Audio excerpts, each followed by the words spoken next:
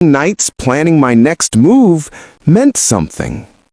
Soon, the community transformed. Meetings were no longer dominated by the same handful of people. New leadership emerged, calmer voices, fairer minds, people who remembered they were elected, not crowned. Rules didn't disappear, but they became reasonable, transparent, logical. Violations were reviewed instead of rubber-stamped. Hearings became actual hearings, not formalities used to intimidate. And slowly, the shadow that once loomed over the neighborhood began to fade. Not completely, because power always leaves traces, but enough that people felt the difference. But the greatest impact unfolded within me long after the noise had faded. Something deep shifted. My tolerance for mistreatment, my patience with injustice, my willingness to stay silent. I had spent too many years letting things slide, thinking conflict wasn't worth the energy. But this ordeal taught me something life-changing. Silence isn't peace, it's surrender. And once you break that silence, once you take a stand, it becomes impossible to go back to who you were before. The first major test came 3 months later. A developer approached, offering to buy a large portion of the neighborhood for a revitalization project. On paper, it sounded beneficial. But the contract was predatory, disguised with legal jargon meant to confuse the average homeowner. Most people overlooked the clause allowing eminent domain-style removal if they declined improvements. The same tactic had been successful in other regions because no one bothered to read the fine print. But I recognized the pattern immediately. I gathered documents, analyzed the phrasing, reached out to a property rights attorney and called for an open review meeting.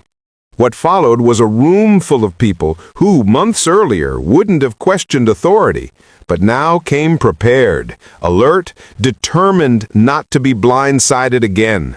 And when the developer realized the community wasn't going to sign quietly, they withdrew. At the end of the meeting, one of the older homeowners came up to me, placed a hand on my shoulder, and said, "Because of what you did, all of us look twice now. We don't just trust, we verify. You taught us that." I didn't know what to say, but those words stayed with me long after the room emptied. Life didn't become perfect. It rarely does, but it became grounded, stable in a way it hadn't been for years.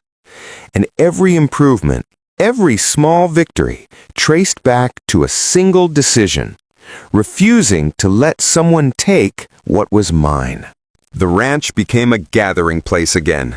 Barbecues, community meetings, quiet evenings with friends. Kids ran through the fields, neighbors brought over pies, and the laughter that filled the space reminded me why I fought so hard.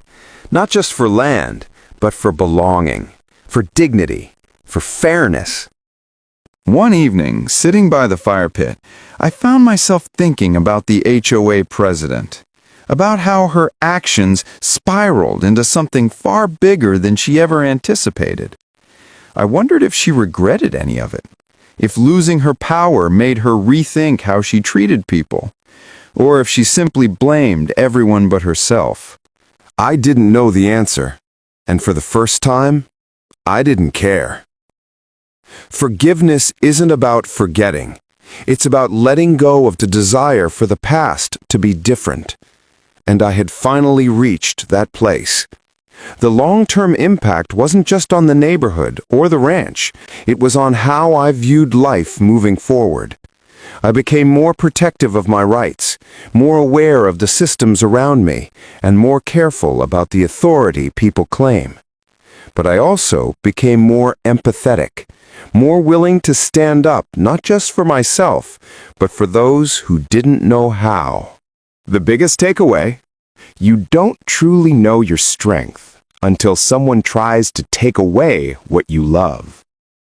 People can underestimate you, misjudge you, mistreat you, but they cannot define you unless you let them. The ranch was once a silent piece of land. Now, it's proof that one person standing their ground can shake an entire system, expose corruption, and inspire change far beyond their fence line. And the final impact, the one that surprised me most, is this. I'm no longer afraid of losing the ranch, because I know now that I can fight for it. And I know that I will, every time, without hesitation.